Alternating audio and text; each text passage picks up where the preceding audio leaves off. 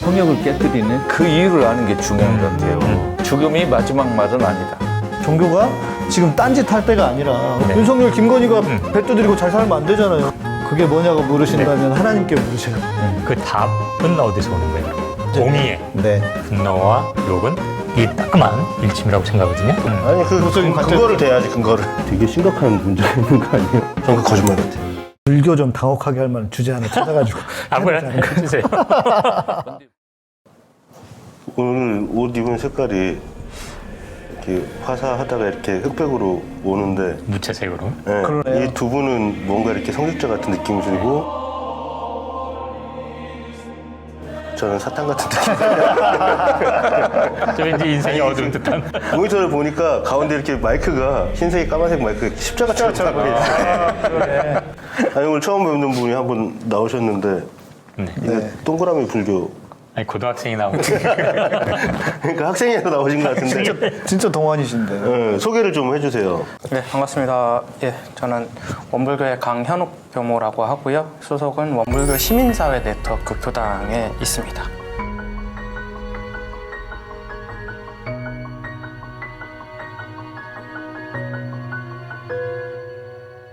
예, 반갑습니다. 교무님은 네. 좀 낯설 것 같아요. 우리 일반 시청자분들. 교무? 교무. 무, 네. 임무할 때. 아, 네. 예, 가르칠 교자에 힘쓸 무자 쓰고요. 예, 그래서 가르치면 원불교 법을 원불교의 법을 가르치는 사람, 가르치는 것을 전문으로 하는 사람, 예, 이제 교무라고. 그러면 교회나 절로 치면은 목사님, 스님. 예, 목사님, 스님, 네, 신부. 근데 저희는 사실 성직이라는 아까 성직자라고 표현을 하셨는데 사실 성직이라는 개념은 없어요. 그러니까 저희가 이제 시대가 지나면서 그냥 성직자의 한 부류로 먹겠지만 그냥 저희는 출가교도라고 얘기를 합니다. 출가. 출가교도 혹은 전무 출신 뭐 이렇게. 그러면 출가하고 가출은 원불교에서 어떻게 달라요? 가출은 예? 출가하고 가출. 불교에서는 답을 못 얻더라고요. 아니 가출은 어떻게 보면은 타의에서 출가. 아니, 이거지. 우리 교무님이 하시면 출가, 우리 소장님이 하시면 가출. 아니 가출은 사실 다 가출이에요. 출가라는 건 없어요. 근데 이제 멋지게 꾸미기 위해서 출가란 말을 붙인 거예요. 다 가출이잖아요, 그죠? 글쎄요, 가출은 어쨌든 그 가정에 어떠한 네. 불만이 있어서 나가는 거기 때문에 타의에서 출가는 아니, 제가 출근 안 해봤지만 가출은 많이 해봤거든요. 네. 근데 이제 집 나가는 건 똑같은데 나가서 뭐 하는지 차이. 정리 잘 해주셨네요. 아니 나가 가출한 애들이나 출가한 분들이나 다 남의 힘으로 얻어먹고 살던데 보통 집 나가면. 그렇긴 하죠. 그 말도 그런가? 맞네요. 또 그렇게 얘기하니까 또 의 교수님이 또 시니컬 하실 때는 엄청 시니컬 하셔가지고 그걸 또 얻어먹고 산다고 얘기를 하시네. 우리 다 얻어먹고 사는 거죠. 아니 얻어먹을 수 있는 힘만 있어도 뭐 그럼. 은총이니 그 이야기한 신부도 그럼. 있었는데요. 맞아요. 오응지 신부. 그럼 원불교는 쉽게 말해서 이제 아까 성직자는 아니라고 하셨지만 저도 실은 제 스스로의 정체성을 성직자라고 잘 생각을 안 하는데 목사 자체가 그런 거니까. 나도 그렇게 생각해요. 네. 사실 성스러운 직업이라고 하는 게 따로 있을 수는 없는 거잖아요. 그렇죠, 맞아요. 네. 그렇기 때문에 성직자라는 개념은 저는 사실 맞지는 않는 것 같아요. 그래서 저희는 그냥 전무 출신 온전하게 힘쓰는 사람이라고 표현을 하거나 아니, 그냥 성직자가 성스러운 직업이라는 의미보다는 성스러움을 다루는 직업이라는 의미 아니에요. 성스러운, 그러니까 종교적 가치, 초월적인 이거를 주로 이제 가르치고 전하는. 그러니까 이제 그것도 왜 굳이 성스럽냐 이거죠. 그냥 같은 거죠. 네.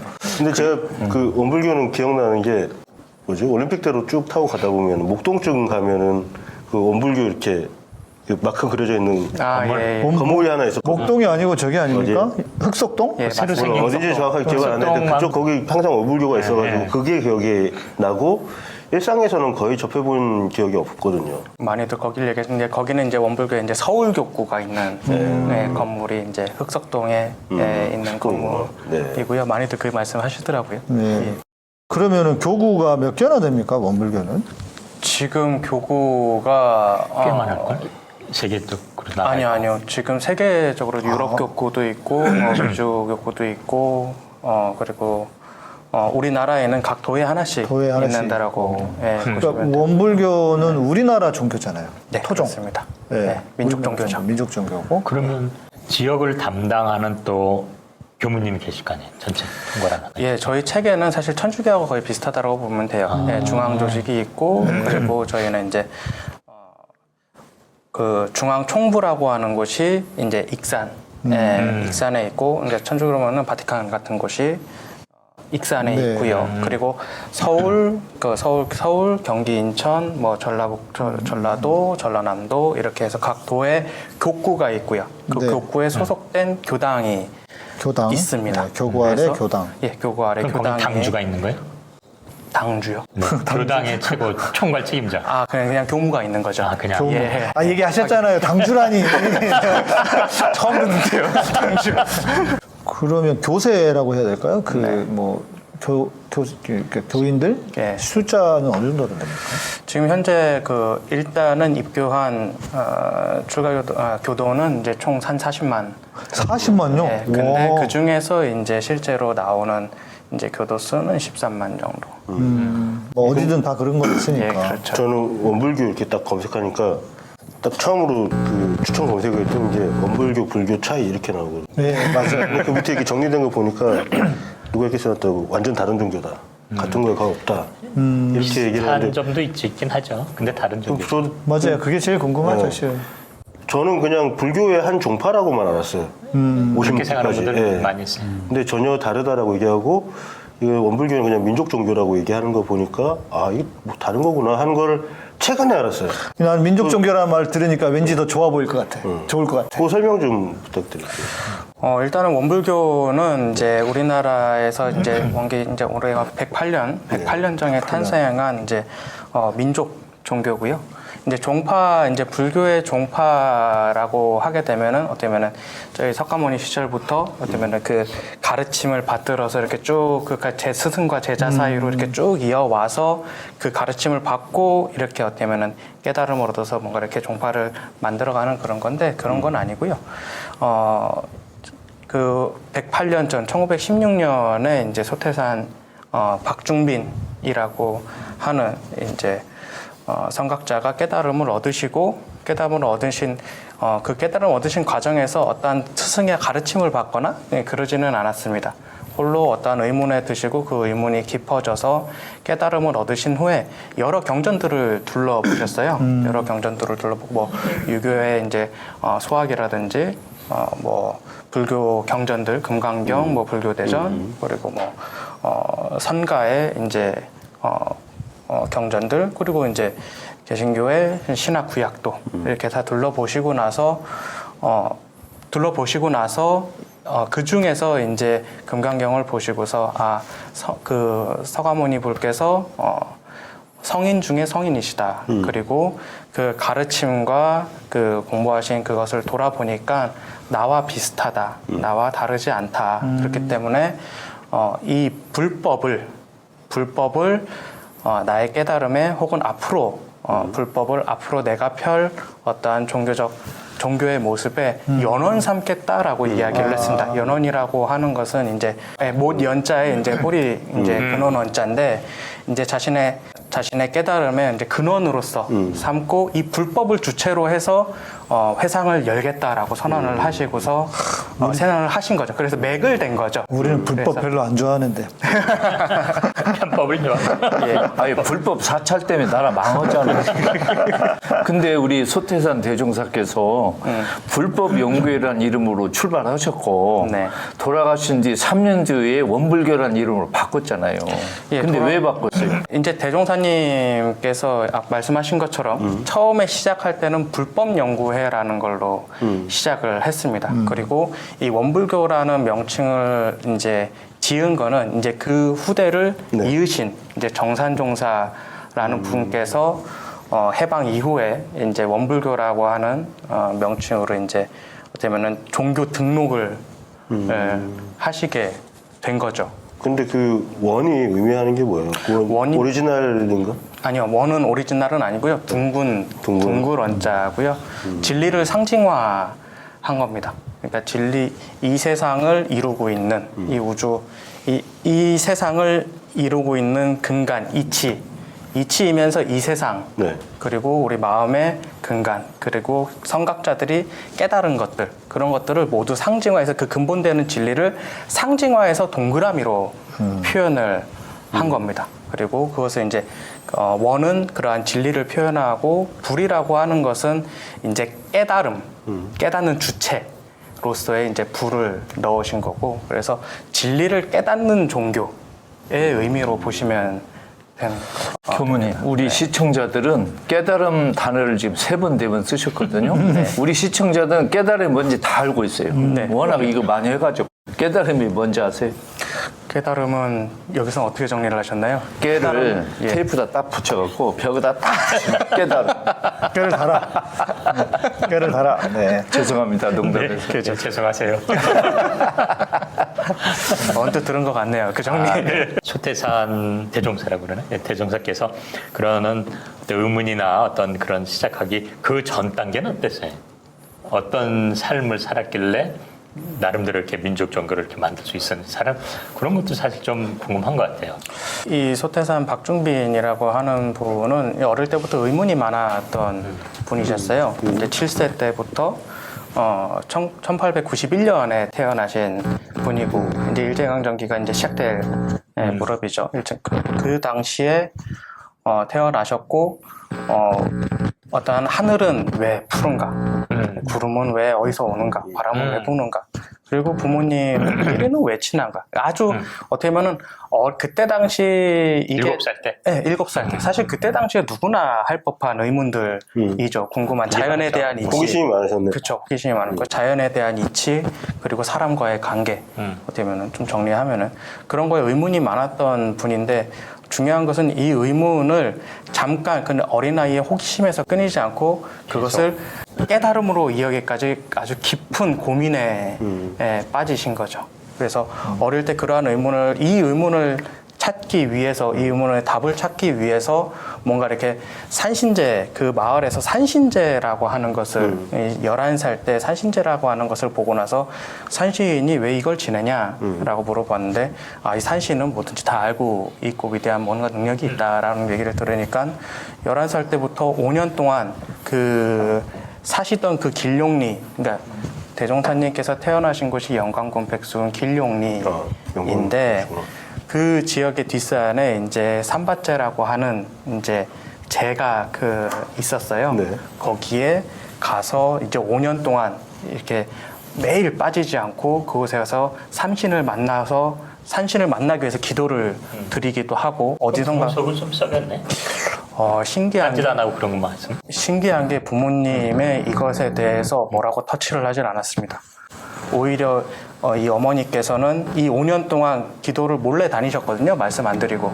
근데 이것을 나중에 알고 나서 오히려 이 아이의 뜻을 굉장히 뭔가 이렇게 특별한 거를 하고 있구나 해서 오히려 이렇게 제수 음식을 싸주면서 도움을. 예전에 제가 읽었던 책 중에 그 부처님이 그런 얘기 했다고 그러더라고요. 날 때부터 불성을 갖고 태어난 사람들이 있다. 아니 다 가지고 있다. 다 갖고 있는 거예요? 아니요, 뭐 이런 얘기도 했던 것 같더라고요. 아예 깨닫지 않아도 이미 이 깨달은 상태에서 나는 사람들도 있다. 뭐 이런 얘기도 하셨던 것 같은데. 아니 그런 얘기 한적 없는 것 같은데. 이상한 데서 얘기인 것 같은데. 부처가 아니고 부처. 저희 어머니 고향이 백수 학산리인데, 이게 조금만 이렇게 잘 이렇게 갔으면은 제가 어떻게 바로 옆 동네거든요. 아니 혹시 아시는 거 아니에요? 이렇게 일대에서? 아니 사람 아니죠? 지도 보니까 얼마 안 멀어. 바로 옆이야. 옆 동네야. 그러면 원불교와 불교의 어떤 교리의 뭐 차이, 결정적인 차이 뭐 이런 게 좀 있을까요? 불교와 원불교는 이제 어쨌든 종교에 이제 3요소가 있잖아요. 우리가 알고 있는 종교의 3요소는 교조가 있어야 되고, 교리가 있어야 되고, 교단이 있어야 되는데, 이 3개가 다 다릅니다. 네. 교조가 소태산이라고 하는 교조가 있고, 이 소태산 대종사가 만든 경전이 따로 있습니다. 따로 있고, 경전하고 대종경이 있고, 그리고 교단도 다르지요. 근데 이러한 그럼 경전에서의 가르침의 차이가 뭐냐라는 예, 그렇죠. 그러니까 원불교에서 소태산 대종사가 깨달은 것은 이 세상엔 없어서는 살 수 없는 관계가 있다라고 하는 겁니다. 이 세상 모든 존재는 없어서는 살 수 없는 관계로 이어져 모든 있고, 관계가 소중한 예, 예, 없어서는 살 수 없는 그것은 어떻게 보면 그냥 관념적으로 그냥 우리가 그냥 같이 한 사회에서 각자 역할을 하고 있다 이런 것을 넘어서서 존재론적으로 상호 의존적으로 관계로 이루어져 있고 이러한 진리 이치 속에서 이 세상이 이루어져 있다라는 겁니다. 그것을 표현적으로 이제 법신불 예, 이론상 이론의 진리 그것을 이론이라고 그러한 이치를 이론이라고 표현을 했고요. 사실 이러한 그 원리는 없어서는 살 수 없는 관계는 이제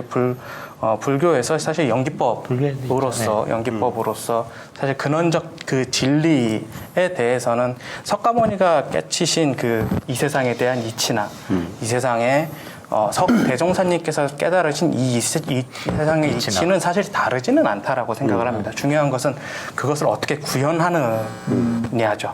소태한 대종사는 이 없어서는 살 수 없는 이 관계를 어쩌면 사은으로서 이것을 믿고 그리고 이것을 인과로서 인과의 이것을 없어서는 살 수 없는 관계가 인과의 이치로서 그것을 인과의 이치라고 표현을 하기도 하고 그리고 이러한 인과의 원리에 따라서 서로 연결이 되어 있다라는 거죠. 그리고 제가 이제 궁금한 거는 네. 우리가 이제 불교를 이야기하면 깨달음의 종교다. 계속 이렇게 우리는 이야기를 했는데 오희정 교수님은 그거 아니다. 이 불교 또한 행동해야 하는 종교다. 깨어있는. 예, 그렇죠. 깨어있는 종교예요. 깨달음 오자가 아니라 각성의 각의 종교다. 네.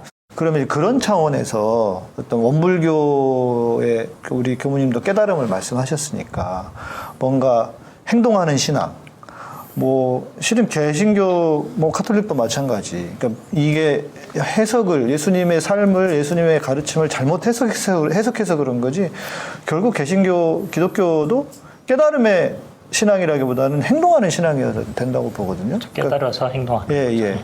그러니까 깨닫기만 하면 안 된다는 거죠. 예. 하나님만 믿으면 뭐 할 거야? 그거 어떻게 알아?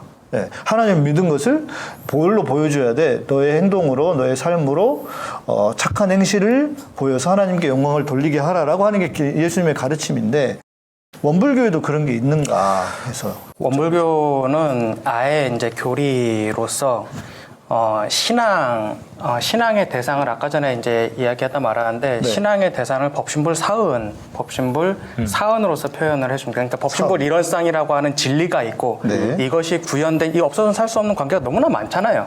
우리 그 목사님하고 저하고의 관계도 있는 거고 너무나 복잡다단한 관계로 있는데 나라고 하는 것이 존재하기 위해서 필수적인 4가지 관계가 있다라고 이제 제시를 해줬습니다. 그것이 이제 사은이죠. 사은. 없어서는 살 수 없는 관계가 있다면 그같이 큰 은혜가 어디 있겠느냐. 근데 기독교 용어로 하면 은총. 예. 그런데 그 중에서도 필수적인 4가지 은혜가 있다. 천지은. 천지, 이 우주가 있어야 되잖아요. 그렇네요. 나라는 것이 존재하기 위해서는 우주가 있어야 되잖아요. 이것은 물리적 세계이기도 하면서 법칙의 세계이기도 합니다. 그리고 그 다음에 내가 존재하기 위해서는 우주가 있으면 뭐예요? 내가 태어나야 되니까 내가 태어나는 것뿐만 아니라 내가 자력을 얻을 때까지 성장해야 됩니다. 근데 육체만 성장해야 되는 것이 아니고 정신도 성장해야 되죠. 그래서 내가 자력이 없을 때부터 자력을 얻을 때까지 성장하여 주신 은혜, 부모은이라고 표현해 주십니다. 그럼 자력을 얻어서 성장을 한 뒤에 필요한 건 뭘까요? 사회가 필요하죠. 그것을 동포은이라고 표현을 해주셨는데 여기서 이 사회는 조금 더 이건 나중에 얘기할게요. 동포은이 있고 그럼 이 동포은, 이 사회를 구성하는 때 필요한 것은 뭘까? 약속이 필요하겠죠. 법률은입니다. 법률. 이 4가지 은혜가 되면은 나라고 하는 존재가 살아가기 위해서 필수적인 관계고 원불교에서 이것을 신앙행위라고 하는 것은 이러한 관계가 있다라는 것을 믿는 겁니다. 신앙의 대상이 됩니다. 그렇기 때문에 이 없어서는 살 수 없는 관계에서 내가 죄를 어떠하면 벌을 받기도 하고 복을 받기도 하고 이것은 어떻게 보면 인과의 이치라고도 하지만은 인과의 이치죠. 그것을 우리는 이제 사은의 은혜의 관계, 인과의 이치에 따라서 받기도 하고, 인과의 이치에 따라서 이것을 주고받는 것을 믿는 건데, 그럼 원불교에서는 무엇을 하느냐? 이 내가 은혜를 받아서 존재를 하면은 그것에 대해서 보은하는 게 원불교의 신앙 행위인 겁니다. 빚을 갚는. 빚을 갚는 겁니다. 그러면은 이 빚을 갚는데 어떻게 하냐? 이 천지은혜에 대한 것에 은혜를 받았으면은 천지에 맞게 은혜를. 예를 들어서 천지에 맞게는 이렇게 보온을 하는데 쉽게 부모 같은 경우는 내가 무자력할 때 도움을 받았잖아요. 그럼 무자력한 사람을 도와주는 겁니다. 오케이. 내가 무자력한 사람을 도와주고 동포에 대한 것은 그거에 맞게. 어떻게 보면은 신앙 행위 자체가 어떻게 보면은 실천이 되어야 되는 거예요. 실천이 예. 당연히 따라야 된다. 그러니까 행위니까. 갚는 행위니까 실천 행위 자체가 신앙 행위인 네. 겁니다. 예. 실천적이죠. 네, 그렇게 그리고 수행에 있어서도 이것을 어떻게 보면은 내가 올바른 생각을 가지고 있고 그것을 올바른 행위를 하고 싶어도 사실 자신의 욕심이 있고 상황이 있고 어떠한 그 판단 관계가 있잖아요. 그것을 하기 위해서는 내가 마음을 잘 바로해야 되고 그리고 올바른 판단을 할 수 있도록 내가 어쩌면 지혜도 있어야 되고 그리고 그것을 실천할 수 있는 실천력도 있어야 되고 이 세 가지 공부 사막이라고 얘기하는데 이 세 가지 공부를 같이 하고자 하는 게 원불교의 수행법인데 이 마지막에 실천력 무엇을 실천할 것이냐 라고 하는 것이 어떻게 보면은 방금 목사님께서 얘기하신 그 실천에 있는 거죠. 그래서 대종사님께서는 사실 깨달음 이거를 이제 불교에서는 견성성불이라고 이야기하는데 깨달음보다는 실천을 더 강조했어요. 앞으로의 시대는 깨달음의 시대가 아니고 실천의 시대다, 네. 성불의 시대라고 이야기를 했습니다. 오히려 더 어떻게 얘기하냐면은 이 깨달음이라고 하는 것은 견성이라고 얘기하는데 앞으로 시대에는 견성은 가정에서 다 마치고 나온다. 중요한 것은 아는 것을 어떻게 실천하느냐. 앞으로는 성불의 시대다. 그렇기 때문에 신앙 아예 교리 체계로서 무엇을 이 사회 변화, 나를 변화시키고 사회를 변화시키기 위해서 실천해야 되는지를 아예 교리로서 명확하게 나타내 주셨죠. 오케이. 그러면 세상이 존재하고 네.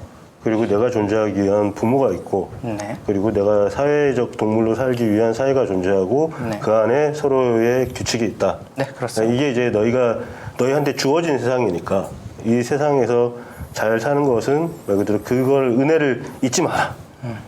그 결과로 네가 존재하는 것이니 그거에 대한 나도 이 인과관계에서 내가 어떤 역할을 할 건가, 내가 어떻게 이거를 빚을 갚을 건가. 네, 뭐 그런 개념을 그러니까 실천적 그 신앙으로 그렇게 하는 거라고 보면 되겠네요. 그렇게 하는 게 행복하다는 거죠.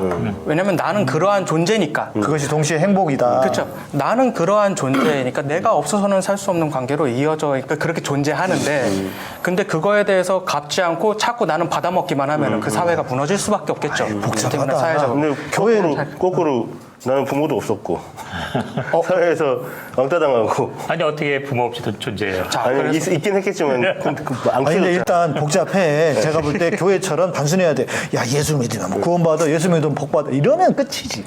얼마나 좋아. 이러니까 장사가 잘 되는 거예요. 그러니까 이제 미신화돼 있는 거고 기독교가. 근데 이제 지금 말씀한 거는 사실 불교가 똑같이 얘기해요. 그래서 뭐 이 불교도 아까도 말했지만 깨닫는 게 중요한 게 아니라 깨어 있는 원래 이제 붓다가 각자이니까 깨어 있는 자니까 그래가지고 선종에서 말하듯이 입전수수 현장에 들어가서 최종적으로 자신의 어떤 삶의 의미를 펼치는 거거든요.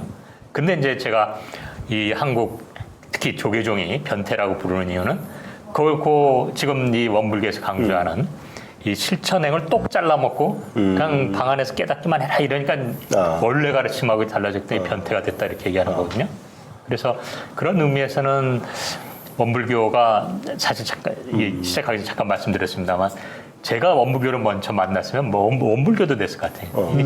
이게 그런 느낌이 들어요. 말씀하신 거 들으니까 기독교나 불교도 그 이전에 바탕이 되는 원시 종교들이 있단 말이에요. 태양신교라든지 뭐 이렇게 그렇죠. 있는데 그러니까 그 기독교나 불교를 다시 이 원시 종교 삼아서 거기서 우리가 그러면 이거 알겠는데 우리가 세상이 어떻게 만들어졌는지 뭐 그건 일단 냅두고 그러면 우리가 지금 현실에서 어떻게 사는 게 옳게 사느냐에 집중했다고 보면 되겠네. 예, 그것이 유일한 어떻게 보면 행복으로 가는 길이라는 거죠. 지금 그러니까 어떻게 보면 깨달음의 주체 혹은 그 내 삶을 바꿀 수 있는 주체가 누구에게 있냐라는 겁니다.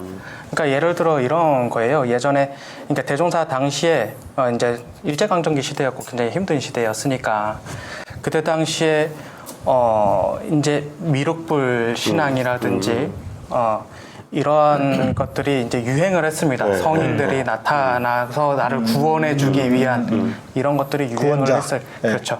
정도령이라든지 이런 것들이 유행을 하기 시작했었는데 대종사님한테 오셨던 그 제자들도 처음에는 미륵불이 났다, 생불이 났다 이런 소문을 듣고 오신 분들도 있으니까 그 엄혹한 시대에 나를 구원해 줄 거다라고 하고 기대하는 분들이 많았을 거 아니에요. 그때는 어려우니까 당연히 그렇게 생각을 하죠. 예. 근데 그래서 이제 제자가 대종사님한테 묻습니다. 도대체 미륵불은 어떠한 사람이고 미륵불은 어떠한 사람이고 이 미륵불이 이제 여는 세상을 용화회상이라고 부르는데 용화회상은 어떠한 회상이냐라고 묻는데 이 사람은 어떻게 보면 기대는 그랬겠죠. 내가 미륵불이고 내가 너를 구원해 줄 것이다. 라고 기대를 했었겠죠. 기대를 했겠죠. 근데 통스러운 거를 기대했겠죠. 근데 이 대종사님은 그렇게 얘기는 하지 않습니다. 그 미륵불이라고 하는 것은 미륵불이라는 이 법신불의 진리가 크게 드러나는 시대고 법신불의 진리가 크게 드러나는 시대고 그리고 이 용화회상에는 이것이 실천되는 시대다. 그리고 이것을 어떠한 모습이라고 얘기하면은 처처불상 사사불공의 대의가 실천되는 시대다라고 이야기를 합니다. 처처불상 사사불공의 대의라고 하는 것은 서로가 서로를 부처로 여기고 그리고 서로가 서로를 부처로 알미간 불공을 하는 시대. 대상에게. 예, 그렇기 때문에 어떻게 보면은 네가 미륵불이 되라고 어떻게 보면 엄책을 하시는 거죠. 그 되게 비슷한데 지금 정치 상황이랑도 저희가 항상 주장하는 게 그거거든요. 특정 정치인을 영웅으로 만들지 말고 거기에 너무 우리가 기대지 말고 네 스스로가 깨시민이 되라. 네가 판단할 수 있는 능력을 가져라. 예, 주체가 되고 이런 사람들이 그러니까 이렇게 각을 한 사람들이죠. 각을 한 사람들이 우리가 이제 주도권을 잡았을 때 우리 정치 문화가 발전할 수 있다. 이 사람 안 되면 이 대통령 이거 한번 뽑았다가 안 되면 또 딴 놈으로 갈아버리고 간 놈도 안 되고 그러니까 결국에는 이놈 저놈 다 똑같아가 아니라 그 사람들한테 전적으로 의지하는 것 자체가 잘못됐다는 거예요. 인물을 목적으로 삼지 말고 같이 그렇죠. 그러니까 우리는 이제 어떻게 보면은 그 대통령을 군주 아니면 거의 반인 반신으로 보신단 말이죠. 저 사람이 다 해결해 주실 거야. 박근혜가 해결해 주실 거야. 박정희가 해결해 주실 거야. 지금 뭐 이걸 돌려서 보면 또 이재명이 해주실 거야라고 믿는 사람도 있단 말이에요. 그렇죠. 많아요. 저 누구야 이제 윤석열은 절대 못 하실 거야. 그렇지만 이재명은 하실 거야. 이 개념에서 벗어났으면 하는 게 저희 생각이거든요. 아니 우리 스스로가 하는 거고 우리가 스스로가 지금 하고 있는 게 정치 행위인데 왜 저 사람들이 결정하고 판단하는 거에 우리가 전적으로 의지를 해야 되냐. 지금 그 말씀하고 딱 일맥상통하는 것 같아요. 사실 이건 원불교만의 얘기가 아니고 이제 불교의 근본 진리입니다. 아 불교도 그랬어요? 예, 불법의 근본 진리예요. 두 가지 불법은 좀 강의 예, 들으세요. 방송 안 들으세요? 불법은 두 가지 축으로 이루어져 있습니다. 내가 부처가 되는 것 그리고 이 세상에서 그것을 어떻게 보면은 부처 행위를 하는 것.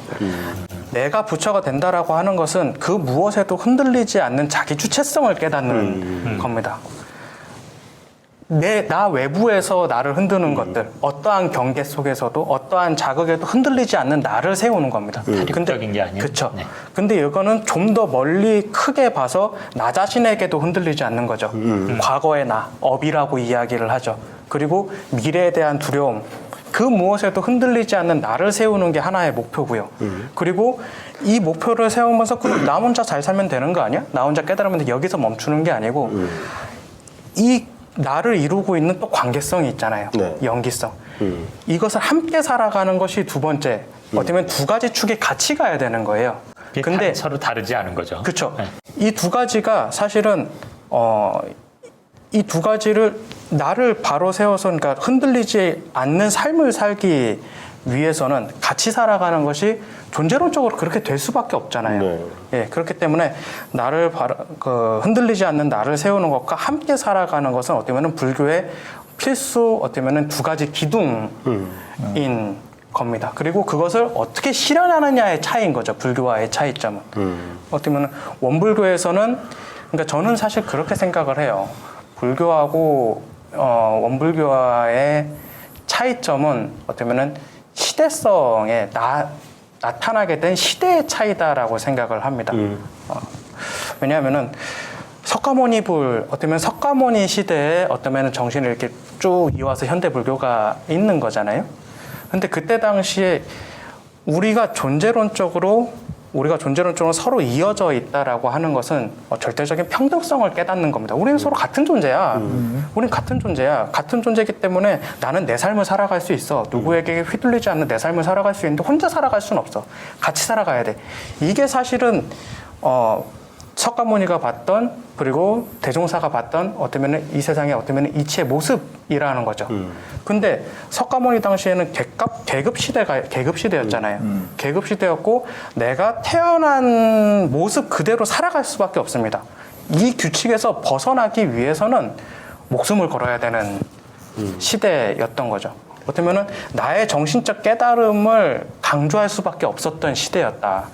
이것을 이 정신적 깨달음을 넘어서서 내 삶에 구현하기는 참 쉽지 않은 시대였다라는 거죠. 이것이 시대가 변화해서 어떻게 원불교는 이제 100년대 근대 시대에 민주화가 이루어지고 자기 주체성을 깨닫기, 계급이 무너지고 자기 주체성을 깨닫기 시작하고 자기 주체성을 실천하고 어쩌면 연대할 수 있는 시대가 되니까 어쩌면 석가모니가 깨달았던 그 이 세상의 진리를 구현할 수 있는 시대가 된 거죠.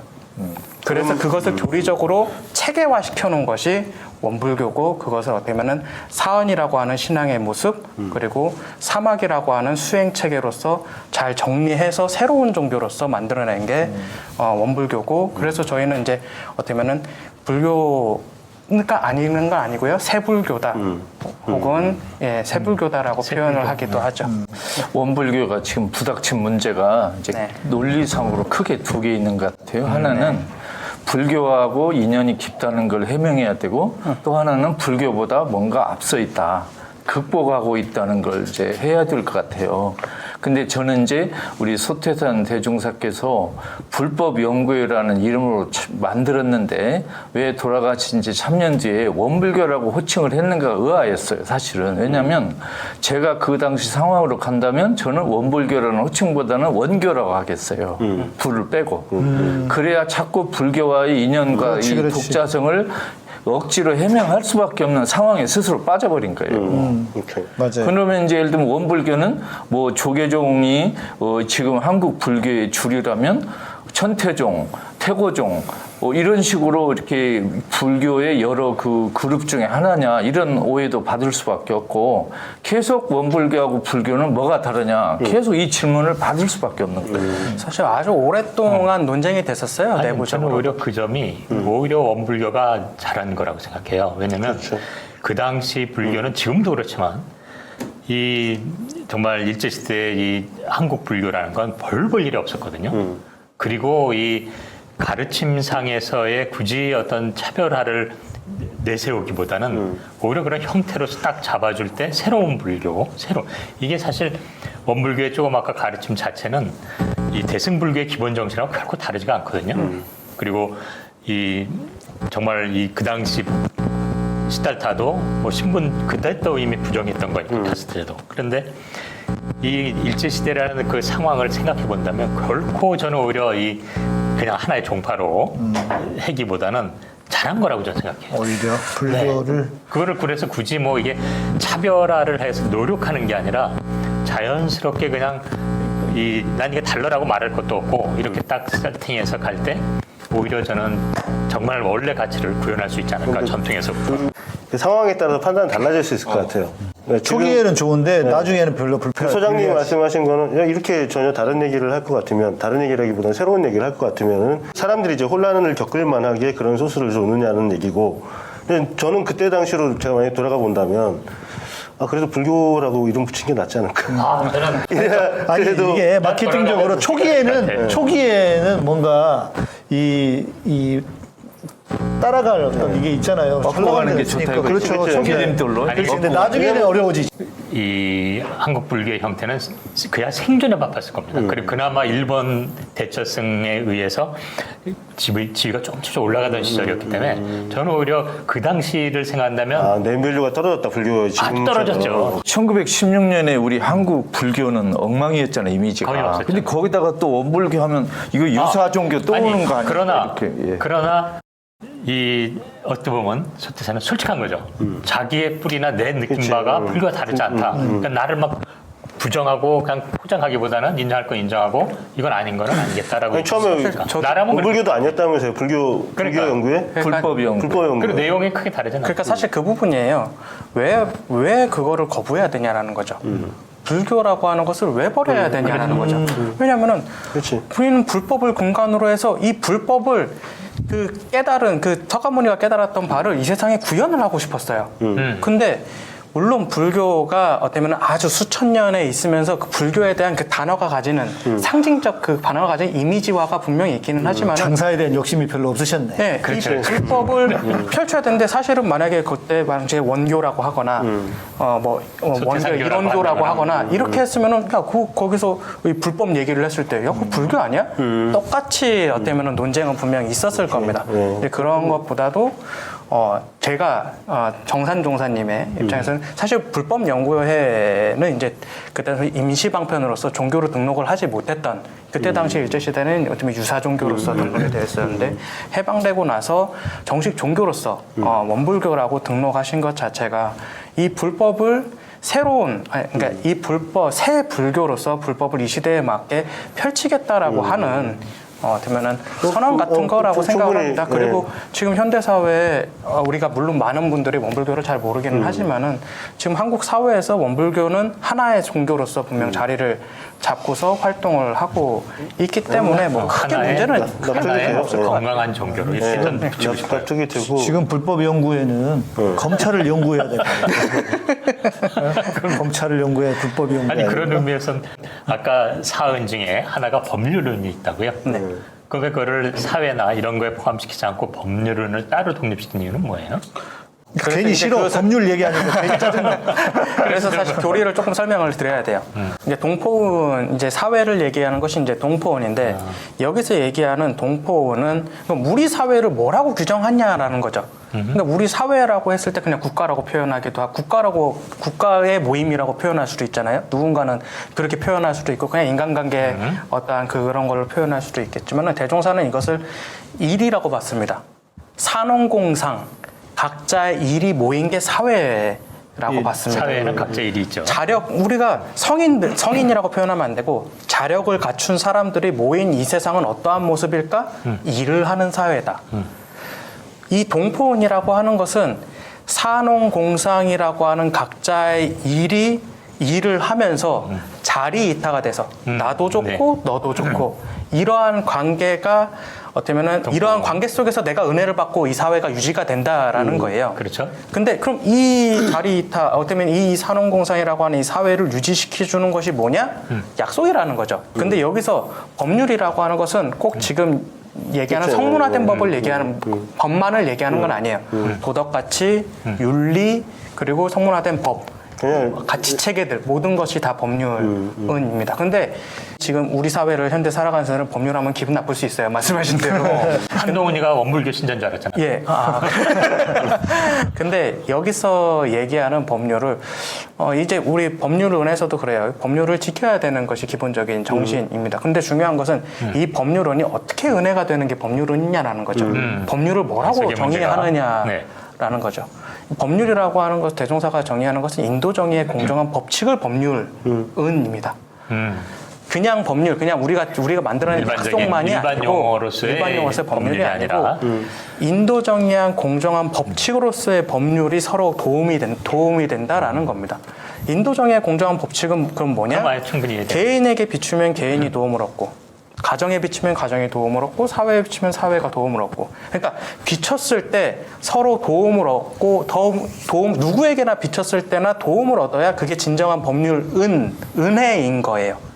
은혜인 겁니다. 근데 만약에 이것을 누군가 한 사람에게만 도움이 된다? 그건 이제 온전한 은혜가 아니죠. 그러면은 보통 우리가 알고 있는 종교들은 신적인 존재를 이제 상정을 하고 거기에 대한 신앙을 갖고 그 바탕이 되잖아요. 근데 지금 말씀하신 원불교에서 신앙의 대상은 어떤 뭐 형이상학적인 뭐 아무튼 우리가 이제 인간이 아닌 신의 존재가 아닌 어떤 관념이네요, 그죠?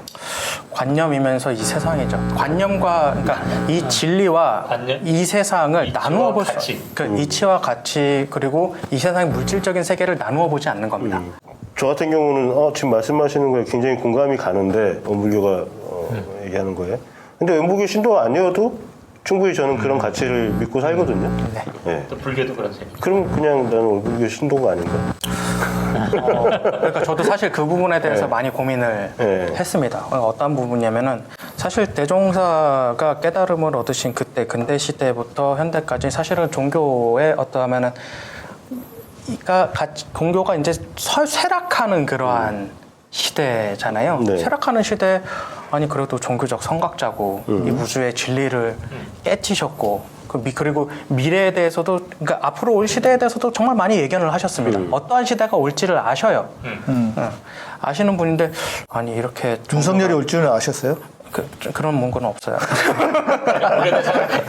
그래 너무 위약해서 어쨌든 앞으로의 어떠한 모습이 될 것이다라고 여러 가지 말씀을 하셨는데 그럼 종교가 쇠락하는 시대에 왜 굳이 종교를 만들었을까라고 이야기를 하는 거에 대해서 참 고민을 저도 많이를 했어요. 그러면은 종교가 뭐냐라는 거죠. 다시 좀 고민이 돌아갔어요. 종교가 뭐냐라는 거죠. 근데 종교가 먼저 생기고 그 다음에 불교, 뭐 가톨릭, 개신교, 원불교가 생긴 게 아니고 그냥 그 네 개가 생긴 거예요. 그래서 그걸 뭉뚱그려서 나중에 종교라는 단어가 생긴 거지. 종교가 먼저 딱 생기고 그 다음에 거기서 이러저러게 나온 거 아닌 것 같고 사실 제가 그 말을 하려고 한 게 아니고 여기 지금 제일 큰 형님 불교, 개신교, 가톨릭, 우리 원불교 이른바 한국에서 4대 종단이 있잖아요. 4개 종단이 4개 정도. 오케이. 그러면 자, 개, 불, 릭, 원이에요. 그죠? 근데 카톨릭하고 우리 그 원불교는 실상보다는 이미지가 너무 좋아. 그리고 가르침보다는 역할이 알려져 있어요. 그런데 우리 불교하고 개신교는 실제로 좋은 일을 하는데 이미지가 아주 나빠요. 실제로 해요? 예? 하고 있잖아요. 우리 특히 개신교는 좋은 일 많이 해요. 근데 몇 사람이 워낙 이미지를 흐려갖고 그러지. 진짜 우리 개신교 좋은 일 많이 해요. 그래서 저는 그거 궁금했어요. 지금까지는 이제 그 좋은 원불교에 대한 좋은 어떤 이미지 혹은 명암이 있을 텐데 밝은 부분을 말씀하셨잖아요. 그런데 아까 우리 교수님 말씀하신 변태불교 또 지금 개신교는 이거 뭐 거의 종교 사기꾼 수준들이고 원불교는 어떨까? 네, 변태 원불교는 쉽게 말해서 당사자한테 물으면 어떻게 내가 얘기해? 내가 그렇게 약속했잖아요. 저는 솔직히 그런 기억이 전혀 안 나는데 어떻게 보면 이게 지금 양산되고 있는 사이비 종교 그러니까 그 당시로 보면은 그렇게 유사 종교로 보일 수도 있는데 지금 그 불교도 지금 보면은 그 조계종 이름 팔아먹는 데가 제일 많거든요. 맞죠. 대원불교, 조계종, 일광불교, 조계종 별거 다 있는데 그 중에 하나처럼 보일 수도 있는데 그 평가가 달라지는 거는 사고를 안 쳤어. 그죠? 그런 데는 사고를 친단 말이에요. 사고 치고 이상 뭐 사익을 추구한다거나 이렇게 변질이 되는데 근데 원불교는 그런 사고를 친 적이 없나? 그래도 흑역사가 있나? 아니 그래서 사실 이 원불교가 참 이미지가 좋잖아요. 네. 그리고 그렇게 큰 흑역사는 안 보이는 것 같아요. 이거 뭐 뉴스에 나온 적이 밖에서 없으니까 보면. 그거. 그래도 이 정도 커지고 100년이나 됐는데도 다른 이런 이상한 뭐 이름만 반짝하는 종교에 비해서는 굉장히 훌륭하게 잘 해온 것 같아요. 아니, 솔직히 말씀해 보세요. 아니 근데 이제 사고 친 거 있으면. 아니 이제 그 다음 네, 잠깐만 여기는 내부에서 오셨으니까 이태로 아니 우리 잘 모르니까. 우리가 막 얘기한다면 기다 아니다만 얘기하면 되는 거예요. 여기. 그런데 이제 제가 이렇게 보니까는 지켜보니까 종교라는 게 어쩌면 아까 이제 우리 최 감독님 질문한 것과 비슷한데 그 깨달은 바나 뭐 이렇게 얘기하는 바가 우리들이 정말 살아가는 이치로서 크게 다르지 않다면 굳이 종교라는 거를 왜 해야 되냐라는 어떤 질문하고 좀 맞닿아 있는데요. 이제 당연히 종교라는 형태를 취하면 우리가 좀 집중적으로 그 가치를 구현할 수 있고 하기 때문에 뭐 모일 수도 있고 그러다 보니까 이게 필요는 분명히 있는 것 같은데요. 그런데 이제 그런 점에서 보면 제가 보기에 옆에서 본 거라서 확실하지 않습니다만 원불교는 초기의 어떤 형태에서는 그 가치를 굉장히 소중하게 잘 지켜오는데 이게 종교라는 이제 어느 정도 규모가 됐잖아요. 그렇죠. 예. 그러면서 이 뭐 서울 여기도 이제 흑석당이 큰 것도 짓고 이제 전 세계 나가면서 제가 보니까 좀 너무 기존 종교의 모양새. 사람이 모인 틀을 곳은 가져오는 거. 사람이 모인 가져오면서 곳은 다 그렇더라. 그- 조직이 이제 사람이 처음에 사람이 조직을 움직이지만 나중에 조직이 사람을 움직이잖아요. 그렇죠. 네. 이 과도기에 지금 있는 것 같아요. 그러면서 그런 어떤 소중한 가치 나름대로 이제 초기에 좀 이제 그 가치를 함께 하던 분들 안에서도 이제 점점 다양해지는 거예요. 그러면서 야 크게 되기 위해서는 일종의 마치 개발론자처럼 크게 우리 종교 컸는데 더 커지려면 이거 짓고 이거 저거 막 봐야 돼 이런 분들도 계시고 또 한쪽에서는 야 그래도 우리가 이 가치를 가지고 여기까지 왔는데 좀 더 가야지 너무 외형적인 거 하는 게 좀 이상한 것 같지 않니? 이런 점이 요즘 굉장히 충돌하는 것 같더라고요. 그러면서 그러나 어쨌든 흐름이라는 게 있다 보니까 네. 좀 더 개발론적인 그러다 보니까 전형적인 어떤 기존 주류 종교들이 걸어왔던 지점을 다시 가지 않나 이런 좀 우려 같은 게 생겨서 저는 그런 게 좀 눈에 보였던 것 같습니다. 그러니까 사실은 이제 사고 친 거 없냐라고 하는 것은 우리 사회에서 악영향을 미친 적 없냐라고 네. 이제 질문하시는 건데 사실 악영향을 미칠 정도가 되기 위해서는 권력을 쥐어야 되는데 그 권력층 안에 들어가 본 적이 없습니다. 아니 제가 지금 말씀하신 걸 쭉 들으면서 뭐가 떠올랐냐면 그 창과학회 그 SGI가 떠올랐어요. 왜냐하면 창과학회가 거기는 그 지금 말씀하시는 것처럼 여기도 이제 사역자는 그 뭐라고 해야 되지? 그 신부라든지 뭐 이런 종교인은 없는 거잖아요. 그러니까 스승과 제자 같거든. 내가 좀 오래 다녔고 내가 좀 더 많이 아니까 내가 가르치는 직분을 하는 거다 정도고 창과학회가 그래요. 창과학회는 승려가 없어요. 없고 그냥 일반인들이에요. 그러니까 1년 종종에서 빠져나와서 신도들 그룹이 제가단체 비슷한. 예, 그냥 그 신도들 모임이 빠져나와서 만든 게 SGI 창과학회인데 여기가 지금 시스템상으로는 그래요. 뭐 제가 창과학회하고 뭐 이 얘기하는 거나 이런 것들이 같다는 게 아니고 시스템상으로는 딱 그렇게 느껴지는데 창과학회도 지금 그 이케다 다이사쿠라고 보스죠, 보스. 보스가 있는데 이 사람은 거의 신적 추앙을 받아요. 근데 회원 중에 한 명일 뿐이거든, 실제로는. 근데 이 사람은 신적 추앙을 받고 이 사람 말이 진리인 것처럼. 거기 가서 우리나라 SGI, SGI 얘기하면 안 돼. 그 전화가 와요, 계속. SGI에서. 그거 정정하시라고 계속 전화가 와. 아무튼 간에, 아니면 뭐 그거에 대해서 제가 그 비난하려고 하는 건 아니고. 아무튼 시스템상으로는 비슷해 보여요. 일반 교우들끼리. 거기도 이제 SGI는 모여가지고 뭐 하냐면, 누가 가르치고 이런 게 아니야. 그냥 일주일에 뭐 한 달에 한두 번 모여가지고 자기들끼리 체험담 얘기해요. 나 어떻게 살았고 뭐 이런 얘기 하고, 그리고 남녀호랑이교 외우다가 헤어지고 그게 끝이거든. 그 일반적인 종교 시스템하고 다른 거지. 그게 네. 실은 기독교 역사에도 이런 게 있어요. 그러니까 그 중세 시대에 이제 이단으로 저기 판정을 받았는데 예를 들면 브레드린 처치라고 있거든요. 그러니까 브레드린 형제들이라는 뜻이에요. 형제들의 교회인데 여기도 목사나 우리가 언제부터 목사가 필요했냐? 예수님이 뭐 있었어? 그래서 우리가 다 같은 형제들이다. 그러니까 그런 그 종교가 가지고 있는 부정적인 속성을 좀 극복해 보기 위해서 뭔가 노력을 하는 새로운 시스템. 근데 재밌는 게 뭔지 아세요? 그 형제들의 교회가 그런데도 불구하고 또 거기도 지도자가 또 생겨. 그러니까 계속 이제 계층 구조가 생기는 거죠. 네, 그게 인간이 사는 곳. 그래서 제가 아까 여쭤보고 싶은 것은 뭐였냐면 인간이 살고 있는 곳에는 반드시 어떤 조직도 생기고 그러다 보면 보수화가 되고 종교의 속성상 보수화되고 또 제 위에서 어떤 힘을 가지고 있는 분들은 당연히 권력을 예를 들면 지금의 어떤 보수적인 권력층하고 가까워서 뭐 정치적으로 이렇게 민감한 이슈를 말하면 우리 뭐 지난번에 성공의 신부님 오셔가지고 한 방에 잘렸잖아요. 그런 것처럼 그런 일이 그렇지. 있지 않을까 싶어가지고 궁금해서 여쭤본 거예요. 방금 무서운 얘기를 들은 것 같은데 짧다고요. 우리 성공의 신부님이 그 윤석열 갔다가 순방 갔다가 너 오지 마라 비행기에서 떨어지는 그거 누가 만든 거 공유했다가 그거 뭐 몇 시간 만에 잘렸잖아요 바로. 잘린다면 모셨어요. 그래서 잘리고 모셨어 우리. 그러니까 원불교는 아까 전에 얘기한 좀 교리적으로 이게 100년밖에 안 됐고, 그러니까 저희는 100년밖에 안 된 건데 그 100년밖에 안 됐고 그때 당시를 살았던 사람분 그 제자분들 직속 제자들도 살아 계시고 그리고 강력한 실천론 있는 교리 아예 책이 교조의 책에 있고 네. 그리고 교조 자체가 아예 처음부터 나를 되면은 신성화시키지를 마라. 못하게 했어요. 예, 그렇기 때문에 원불교의 그 교당에 가면은 대종사가 가운데 걸려 있는 게 아니고 대종사는 그냥 스승으로서 한쪽에 아하. 예, 걸려 있고 오로지 이 법이 드러날 수 있도록 계속 강조를 하십니다. 그리고 좋은 종교에서 사기를 치는 것이 어떻게 보면은 대표적으로 치는 게 이제 이적이나 이런 것들을 형이상 그런 것들로 네네네. 사기를 치잖아요. 이적을 철저하게 터부시했습니다. 어. 처음부터 이적을 어묵이 신도였나 봐. 그러면 장사가 잘 안 될 텐데요. 장사가 잘 안 되죠.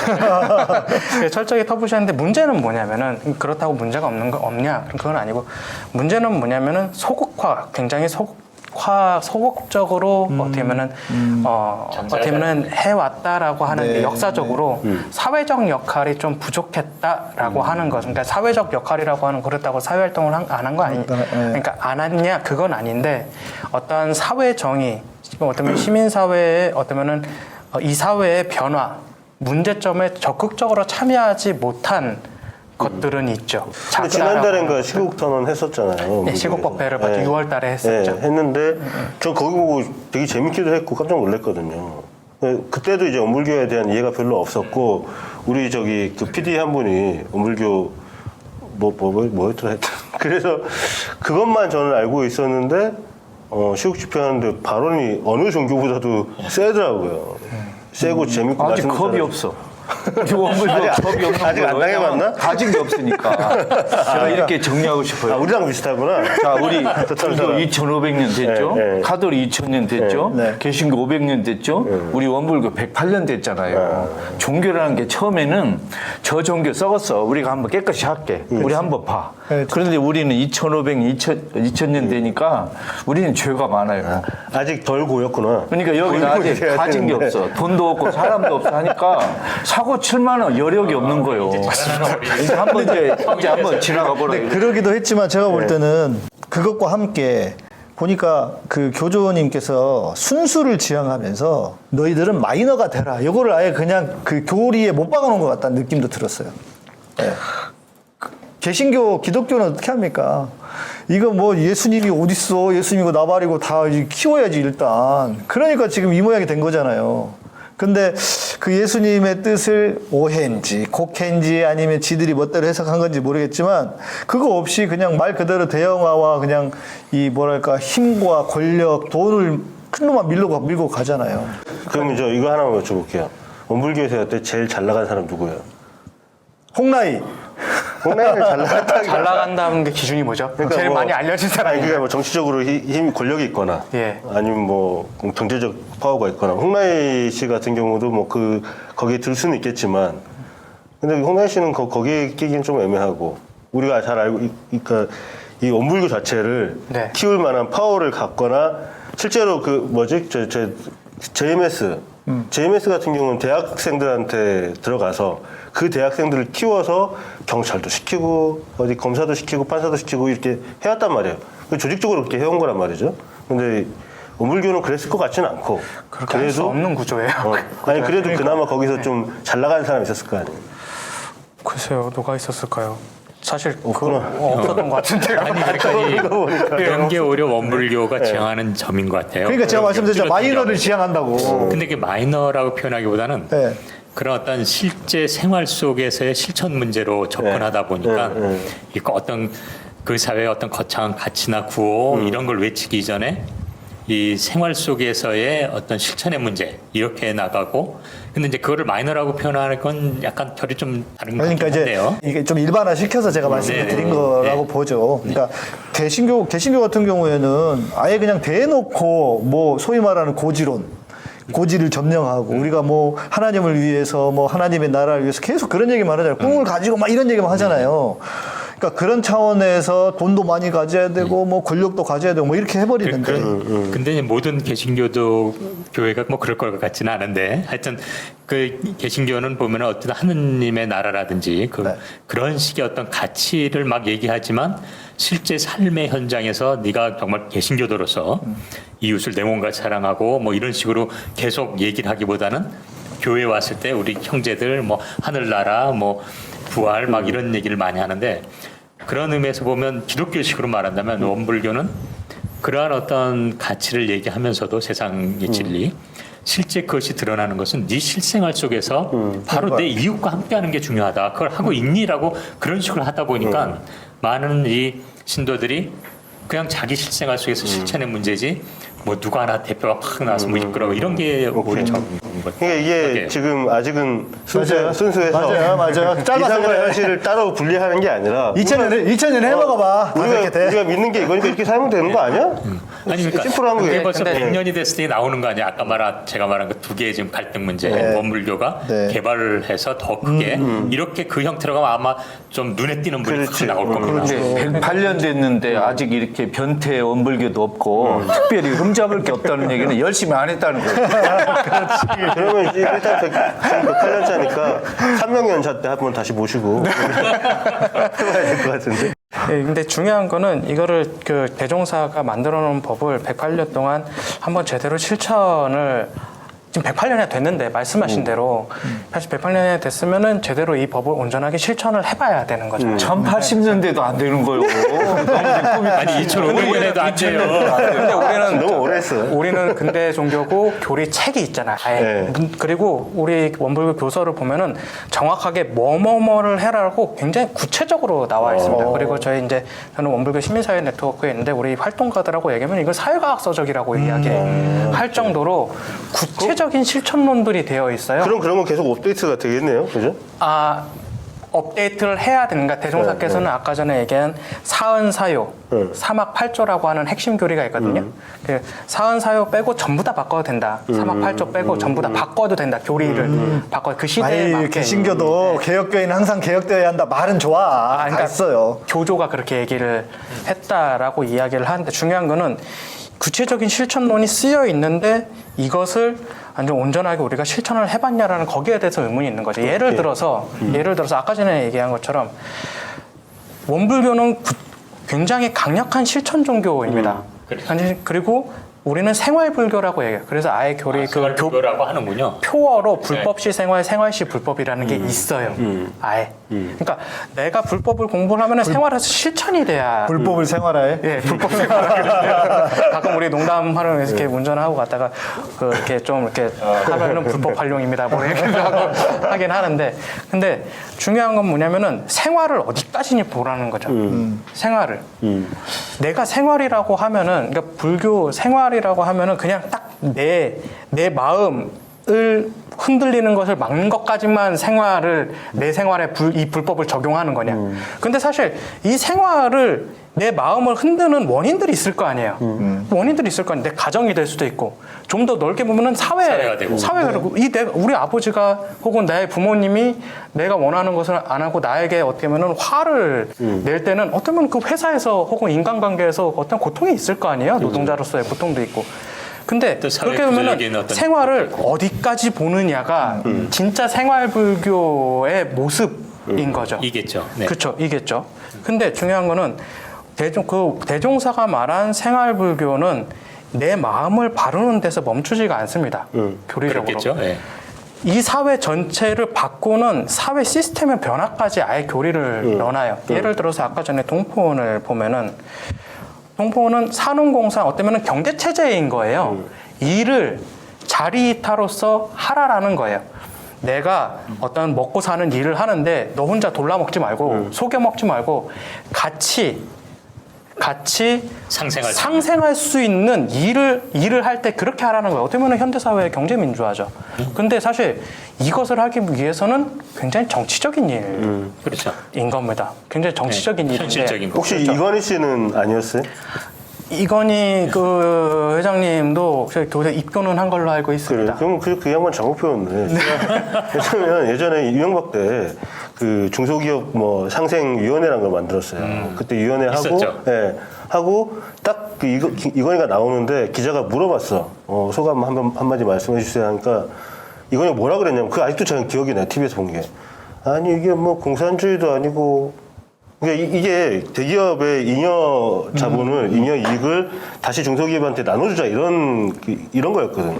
근데 그걸 갖다 딱 한다는 소리가 이게 뭐 공산주의도 아니고 이런 식으로 말을 하는 거예요. 그러니까 사실은 그러니까 겨우 입문자지. 그러니까 사실은 노조 활동, 그러니까 아까 얘기했잖아요. 온전하게 그 무엇에도 흔들리지 않는 나가 목표라고요. 부처를 깨달음. 근데 그렇게 되면은 노동자로서 내가 일을 하는 거잖아요. 일을 하는 노동자로서 내 삶에 위태롭지 않아야 되는 거예요. 자력을 갖출 수 있도록 자력을 양성시켜주는 게 또 신앙의 하나의 모습입니다.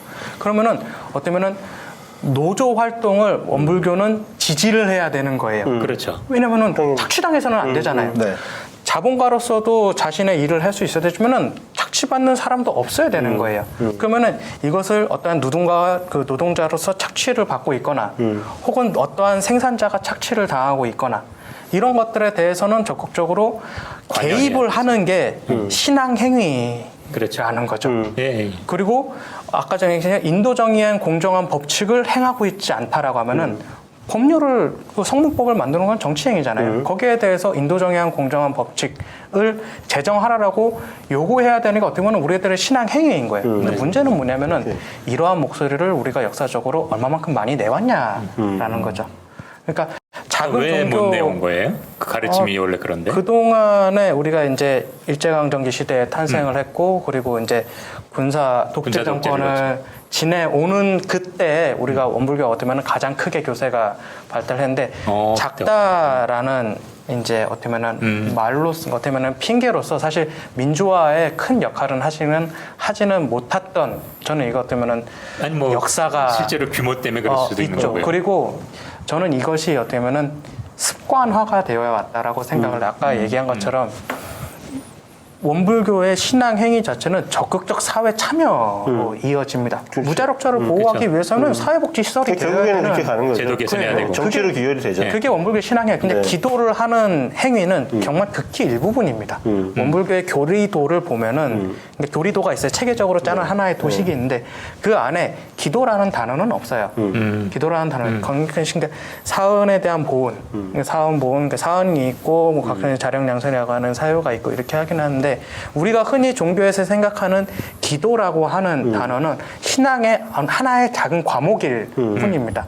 원불교의 신앙의 핵심은 강력한 사회 참여에서 바꾸는 건데 실천에서 있는 거죠. 실천에서 있는 건데 이것을 하지 못하면 어떻게 보면 신앙 행위를 잘 못하는 거죠. 온전하게 하지를 못하고 비슷한데 있는 저로 가요. 아니 내가 그게 아니라 원 기독교를 하나 만들어야겠어. 원 기독교. 원덕교. 실천 기독교, 실천 기독교라고 해서. 원덕교? 근데 어떻게 보면 우리 이 모양새가 어떻게 됐냐면 오래된 조폭 집단 셋이 신흥 조폭 하나 불러다가 너 그러니까 똑바로 할 수 있어. 지금 청문회는 왜 안 하니? 막 이러면서. 참한 애를 데리고 왜 잘하려고 하는데.